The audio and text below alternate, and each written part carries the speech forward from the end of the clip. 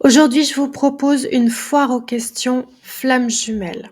J'ai compulsé pour vous les grandes questions qu'on me pose en consultation et qui reviennent toujours en boucle. J'en ai certainement oublié, n'hésitez pas à venir me les poser en commentaire. Je suis Géraldine, thérapeute holistique pour les âmes connectées, les liens d'âme, les flammes jumelles. Si vous me rejoignez, merci de considérer de vous abonner et pensez à liker la vidéo. Ok, première question. Après ma rupture, j'ai vécu des mois terribles, très pénibles. Je pouvais à peine bouger. Je ressentais un arrachement, un déchirement à l'intérieur. Mais toutes les séparations sont douloureuses. Comment savoir si c'est bien une nuit noire de l'âme? Question pertinente. Voici ma réponse. Cette phase de nuit noire de l'âme est caractéristique du parcours de flamme jumelle. Même si d'autres chemins spirituels la connaissent aussi, elle est extrême pour les flammes jumelles. C'est une déconstruction radicale de tous les schémas égotiques, de toutes les sphères de notre personnage humain et de toutes ses fondations.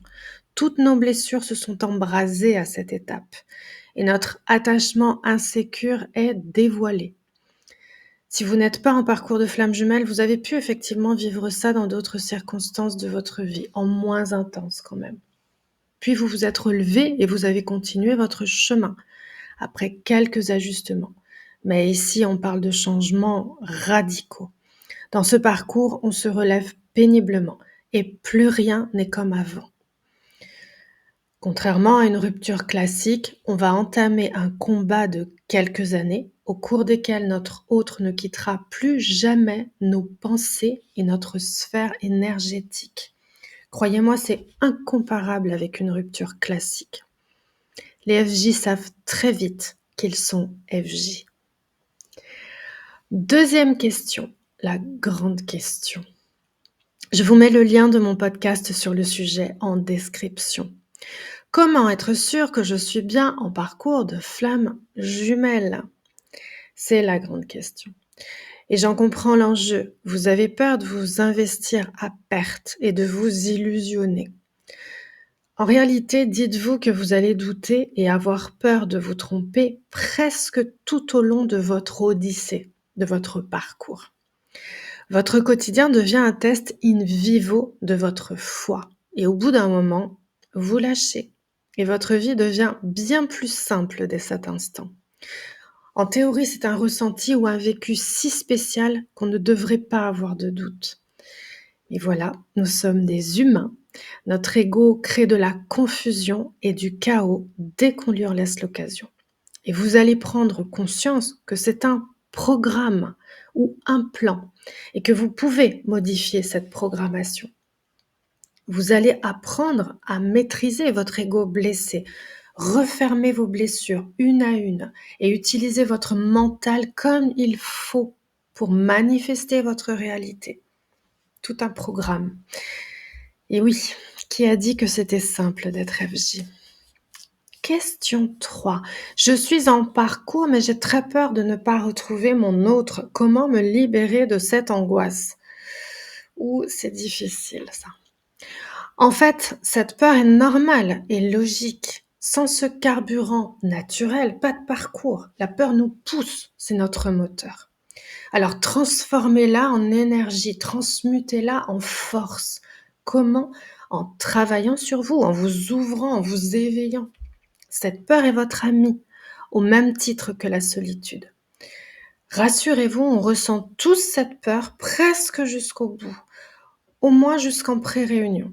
Et puis ça lâche petit à petit, jusqu'à être tellement détaché qu'on ne se reconnaît plus. Encore une fois, c'est une question de maîtrise des énergies, des polarités. Comme nous tous, vous ferez de votre mieux et c'est déjà très bien. Votre peur est yang et vous empêche d'ancrer votre yin. Le parcours nous sort de l'attachement insécure, équilibre nos polarités et nous libère de nos schémas enfermants et de nos limitations. Ayez confiance. Quatrième question. Est-ce que la réunion est prévue pour tous les couples? Excellente question. Je vais vous présenter ça différemment. Est-ce que tous les couples sont programmés pour se réunir? Je vous dirais oui. Est-ce qu'ils vont tous y parvenir? Après avoir assisté à de plus en plus de réunions, je suis assez positive sur la question. Mais attention, les réunions sont conditionnées par des facteurs incontournables, comme notamment les nœuds karmiques qui peuvent être longs et fastidieux à dénouer. Ça, c'est un de mes domaines d'expertise. Il existe une deuxième clé fondamentale, également mon domaine d'expertise, dont je vous parlerai bientôt. La vidéo est en préparation. Également, il ne faut pas oublier que les couples vibrent sur les fréquences terrestres ainsi que solaires, la résonance de Schumann.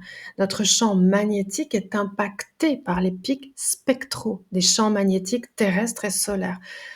Ajoutez à ça les perturbations occasionnées par les lunaisons et les pleines lunes, et vous aurez une idée plus juste des énergies de votre couple.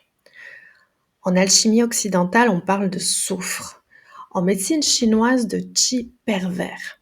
C'est la raison pour laquelle beaucoup craignent l'occulte sur leurs liens. Il y en a, mais pas sous la forme que vous croyez. Sans oublier le miroir inversé, autre particularité incontournable, spécifique.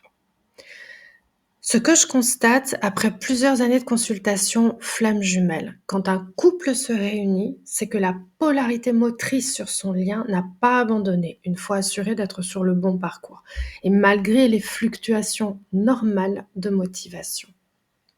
En travaillant sur vous, vous verrez tous les bienfaits de votre aventure. Progressivement, votre vie changera, s'améliorera et ça vous poussera au lâcher-prise. Vous n'en pouvez plus de cette expression, comme je vous comprends. Je vous propose de la remplacer par une forme de résignation ou capitulation. Pour ceux qui ont dépassé cette phase, c'est à ça que ça ressemble.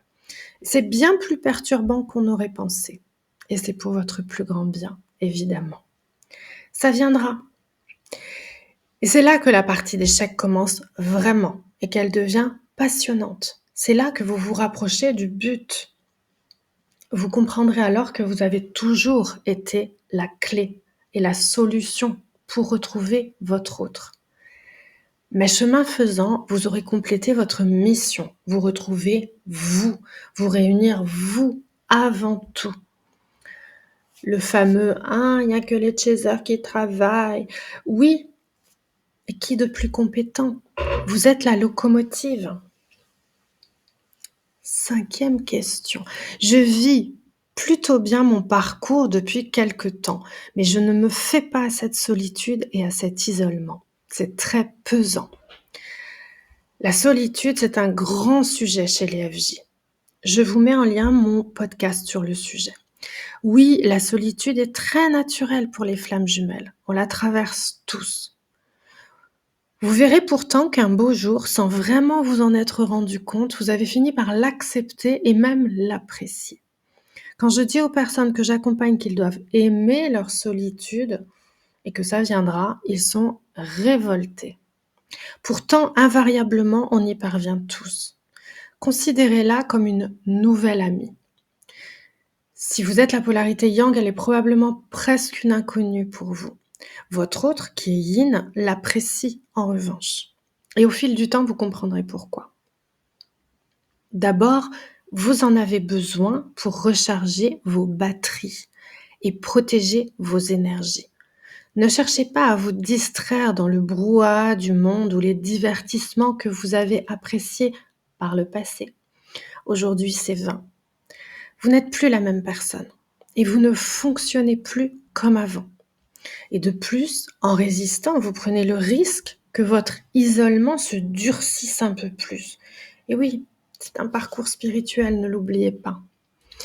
Au contraire, lâchez prise et laissez-vous porter. C'est nécessaire pour votre plus grand bien. Et ça ne durera qu'un temps. Vous allez apprendre à écouter et à entendre votre propre fréquence. Pour ça, vous avez besoin de calme et de silence pendant quelque temps. Vous l'aurez compris, le temps réduit si vous n'opposez pas trop de résistance. Petit conseil, laissez-vous porter et ne résistez pas. Alors, ne résistez pas au chi, à l'énergie de la flamme. Résister à votre autre, ça c'est une autre histoire.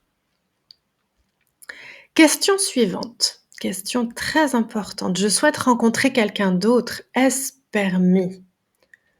Bien sûr, vous pouvez reprendre votre souffle et rencontrer quelqu'un d'autre. La vie ou le parcours ou l'univers ou vos guides, appelez ça comme vous voulez, peuvent vous faciliter la tâche et vous mettre sur votre chemin une âme sœur. C'est quand même rare, mais ça arrive. Cette personne est une aide pour vous, un soutien pour cheminer. Est-ce que le parcours s'arrête là? Oh que non. Voici ce qui arrive en général. Je précise, nous faisons ici des généralités. Le cas par cas, vous le savez, c'est en consultation privée ou en formation ou en atelier. Vous trouverez les liens en description sous la vidéo. Passez quelques semaines agréables et une sensation illusoire d'avoir repris le contrôle de votre vie, vous vous rendrez compte que cette personne vous rappelle étrangement quelqu'un. Sous quelques aspects subtils, pas évidents au départ. Vous retrouverez avec cette nouvelle rencontre, sous une forme plus soft et moins confrontante, certains points de votre parcours qu'il vous faut encore travailler. Mais c'est à vivre, il ne faut pas craindre cette expérience. Les âmes sœurs sont des alliés, des énergies partenaires. Si ça vous est facilité, c'est peut-être que votre autre va s'absenter pendant un certain temps. Et dans ce cas, pourquoi se priver d'expérimenter l'amour avec quelqu'un d'autre? Notre odyssée est complexe et confrontante. Mais c'est aussi une aventure qu'il faut traverser sans crainte, parce que tout est juste. Rassurez-vous. Dernière question. Et si je me trompe et que je ne suis pas en parcours de flamme jumelle? Vous voulez dire si en cours de cheminement, vous réalisez que vous avez confondu un parcours de flamme jumelle avec un parcours karmique? Eh bien, je vous dirais que ce n'est pas bien grave. Si votre autre est finalement une simple retrouvaille karmique, vous n'aurez pas de mal à le ou la laisser quitter votre vie et vos énergies. Et vous serez ravis d'accueillir un nouvel amour. Si vous allez au bout de votre parcours d'éveil, ce que je vous recommande, vous mettez toutes les chances de votre côté pour que ce nouvel amour soit cette fois le grand, le vrai, grâce aux apprentissages que vous aurez faits, en vous pensant flamme jumelle. Puisque ce parcours est une opportunité d'apprendre à s'aimer enfin, à se valoriser et à adopter un attachement sécure et une communication efficace, tous les êtres qui s'éveillent et veulent aimer et être aimés en retour sont bienvenus dans la famille des flammes jumelles. Ce n'est pas un cercle fermé ni une société secrète. Si vous êtes en parcours karmique, votre objectif change, mais la réunion avec vous-même est toujours d'actualité. N'ayez pas peur de vous être trompé, allez au bout de votre chemin. Vous serez récompensé pour vos efforts, quoi qu'il arrive. Il n'y a pas d'erreur, on expérimente tous. Si cette vidéo vous a rassuré, objectif atteint pour moi. Merci de penser au petit pouce. Si vous avez d'autres interrogations, je vous réponds en commentaire. Je vous dis à très bientôt, prenez soin de vos énergies.